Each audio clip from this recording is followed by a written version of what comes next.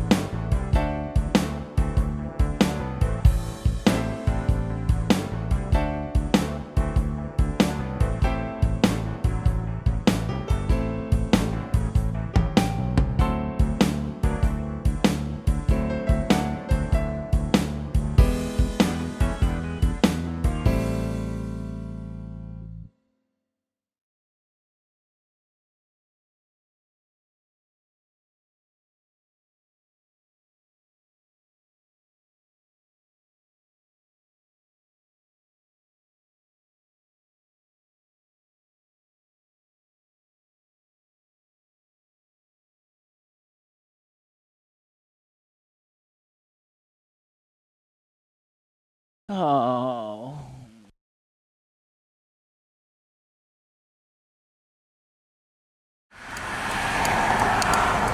Okay, we're sitting at a stoplight.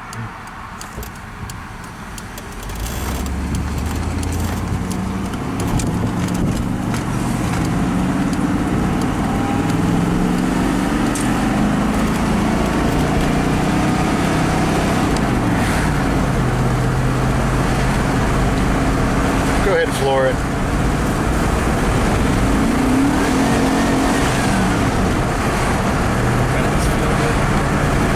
It didn't seem so good.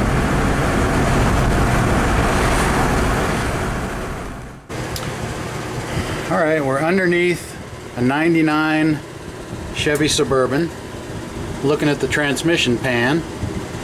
Pretty good access. The throttle cable, or shift cable, has a bracket that's slightly in the way. Other than that, there's clear access to all the bolts. There is an exhaust pipe here, so there's a heat shield. There's two bolts on the side of that heat shield. Looks like if you pull those two bolts off, that heat shield would come down. You'd gain some good space there. So I'm going to take those off. They appear to be pretty small, like 10 or 12 millimeter. Okay, that heat shield is held on with a couple of 10 millimeter bolts. You can loosen them with a ratchet, but you're probably going to have to take them off with a wrench because you kind of get backed into a corner there. So with that heat shield off, you get a lot better access over here, and that pan's going to drop a lot straighter. So now just start taking these bolts off. I think these are probably 13 millimeter. So almost no matter what you do, drain and transmission fluid is going to be a mess. This does not have a drain plug in the pan. Some did. This one does not. So basically, leave some bolts in the front, and then one maybe halfway down on each side. Get the back ones out. It'll drop down. Dribble out as much as you can. After that, good luck, I guess. Some people say they don't like to leave these ones in the front because then it hinges down. It can bend that pan, but you know, just use a little common sense. That's why I leave one in about halfway down, so it's not going to hinge down very far. Okay, we got that pan to drop. Still got the filter in there. Just a little pull, that'll come out. Usually with a big quarter cup gulp of fluid pops out of that snorkel. So we'll pull that out in a minute. But what we're really looking for is those solenoids in the back. Shift solenoids. So one thing we'll have to do is go around here and get the gasket surface cleaned up. I'll go ahead and pull that filter, just wiggle and pull straight down. And again, a big gulp will come out around where that snorkel's end up in there.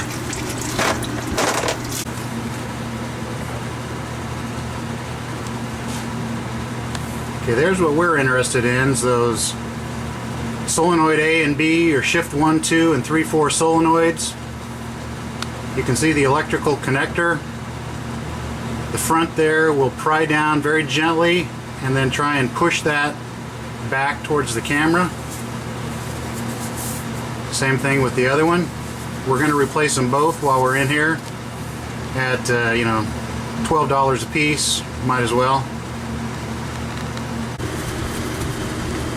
Now up inside here, there's that filter snorkel, has a seal up in there. Ideally you want to pry that out of there and tap a new one in. This one's kind of up in there. It's a little hard to get to. I don't know if the seal puller is going to work. We'll try a couple different things and see if we can get that out. If not, if you just look at it real close, stick your finger up in there. If you feel rubber and it's fairly soft all the way around, you might want to just consider reusing it. Here's the drain pan. Actually looks pretty clean. Definitely no big shavings. I mean, there's some particles in here. Obviously on this magnet you're going to want to clean that real good. There's going to be fine metal particles on that, like looks like graphite. We're going to get that cleaned up pretty good. Here's the filter. The top of the filter does have some shiny deposits on it, but that's fairly normal. No big shavings. This pan has a step in it. This is the deeper pan. The deeper pan has a deeper filter. You got to be careful because the short pan has the exact same looking filter. It's just that snorkel is about a ½ inch shorter. So you want to take your new filter, set it alongside, or measure it and make sure that you got the same exact filter. Lay your two filters side by side, make sure they look the same. Go ahead and measure here. Comes up to about the 2. Comes up to the 2. Okay, we got the right filter for the deep pan that has the step in it, so we're ready to go.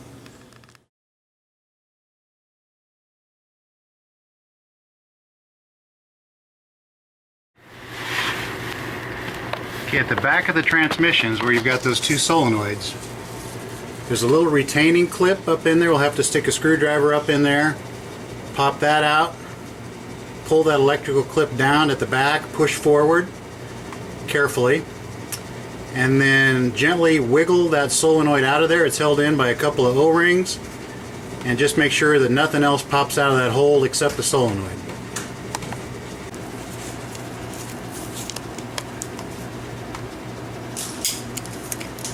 Okay, hold that clip out here, we can see it up there. That's what it looks like. Okay. Now we'll go ahead and carefully push the back end of that electrical connector down and try and push forward.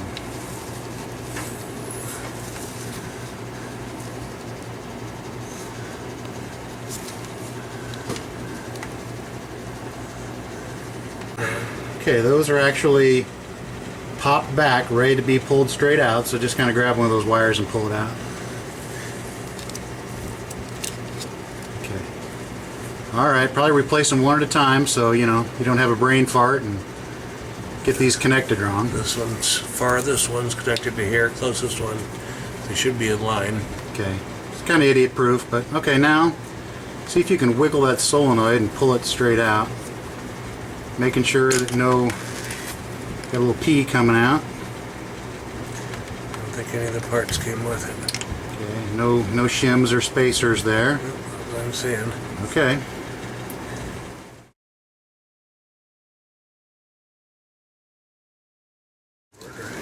So we've got the new solenoid. We put just a little bit of clean fluid on the rubber O-ring and just kind of wiggle and push it in. Kind of snapped in there. Okay, now we'll grab that clip. Take that clip, snap her in there. Okay, push that electrical plug on.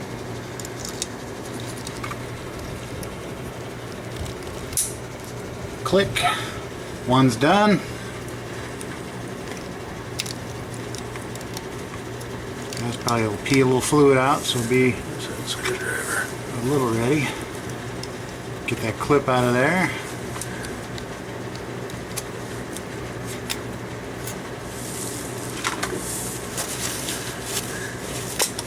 Oh, there's spring pressure on that one. Okay. Make sure no other parts come out with it. Yep, there's a little. Which one was it? Hard to say. Just want to make sure.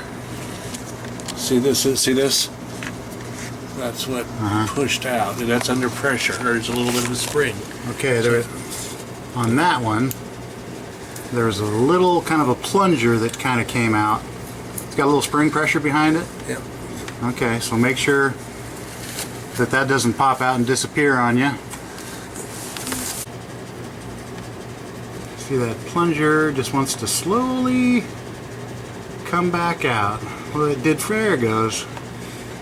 So obviously push that back in along with your new solenoid. You can see that plunger's popped out just a little bit, so get that pushed in with the new solenoid. Got a little lube on the O-ring. Wiggle and push. Should just pop right in. That one may want, okay, snapped in there. I have to. We need our little ring. It's not going to stay without this. Okay, it wants to come out unless you got that little ring in there, a little snap lock ring. I don't know if I'm in far enough. Yeah, okay, it popped in.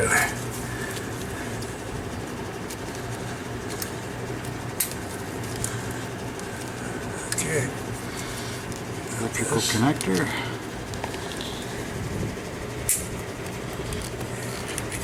Ready to go. I could not find my seal puller, which I think may be a sign. They don't give you any room up in here to tap a new one back in. So I reached in there with my bare finger and felt around. It feels good. I looked up in there. It looks to be in good shape. So I'm just going to leave that seal and not put in the new one. I put a little bit of transmission fluid on the snorkel of the new filter, and I'm just going to put it up in there and give it a tap, pop it into place. That's the only thing that holds the filter. It just hangs loose and dangles. Some vehicles, a Jeep that I did, there is a bolt that holds the filter, but there's absolutely nothing but that snorkel is holding this one in. Wiggle and push, and it kind of finally felt like it went. You can get some idea of how far it's up in there. But maybe when you pull the old one out, you know, kind of pay attention, but it's just better. Eventually you'll kind of feel it go in there about 1/4 of an inch, and it just feels like it bottoms out. And then you know you're in there. Now it's just hanging there. Clean up all the way around on that surface. We're cleaning the pan right now, cleaning the magnet. We'll put the new gasket on, bolt everything up, tighten it, and hopefully fixing these shift solenoids will solve the problem. In hindsight, we should have taken it out for a drive and shown you what it was doing, but we'll explain that. Here's the code we'd gotten before.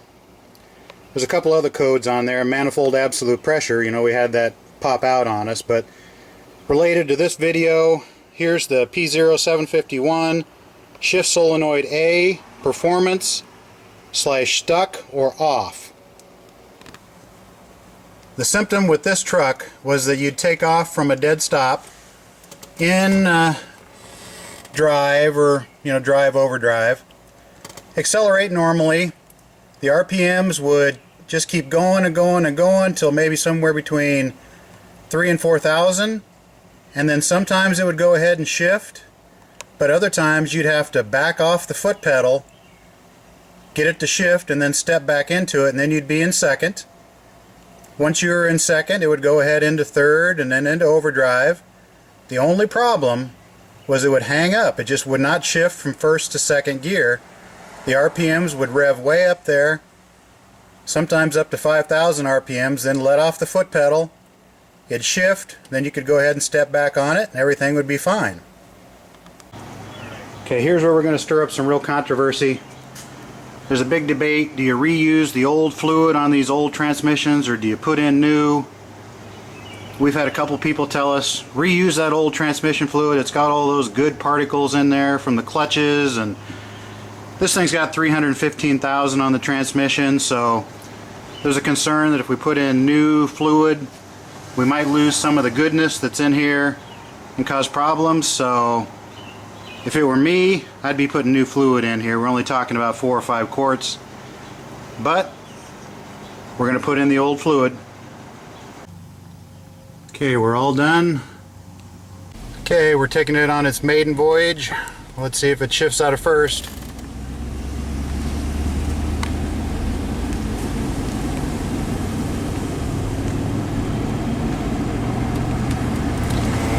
Not getting that good feeling. Nope.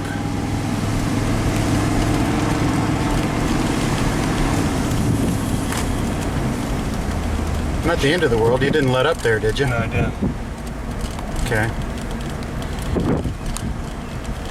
When this first started, it would go a lot higher RPM than that, and you had to let off the gas to get it to shift. So we'll take it out and drive it around, see what happens.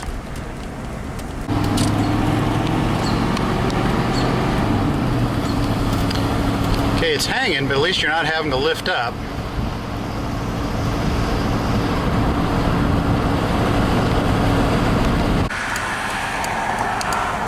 Okay, we're sitting at a stoplight.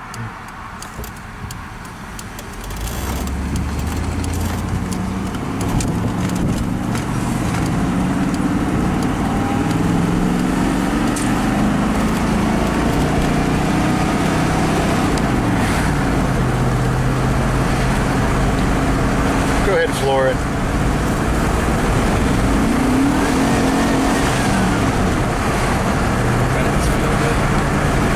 It didn't seem so good.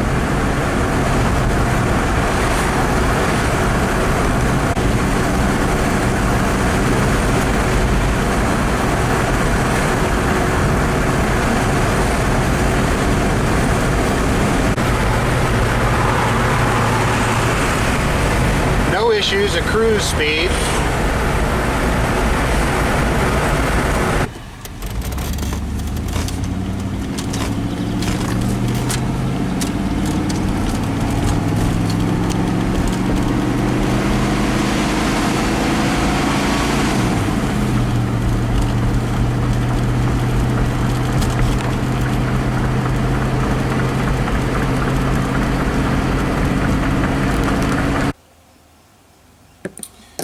These solenoids are exactly the same part number. Both of them ohmed out at around, I don't know, 21 ohms. So they did not have an open coil. So this may not have been the problem. It did say that, like the solenoid A, which is your first to second gear solenoid, was some kind of performance issue or perhaps stuck. I wonder if, like when we took this one out, that little piston kept kind of slowly coming out. We had to push it back in. It would slowly come back out. We had to push it back in. I'm kind of wondering if maybe this piston was jammed up in there. Maybe we should have taken a magnet, stuck in that hole, pulled that piston out. Maybe that piston got shoved up in there and is stuck. And this thing is actuating like it should, but it's not doing anything because this piston's stuck up in there. That's just a theory. I don't know anything about transmissions, but it's just a thought.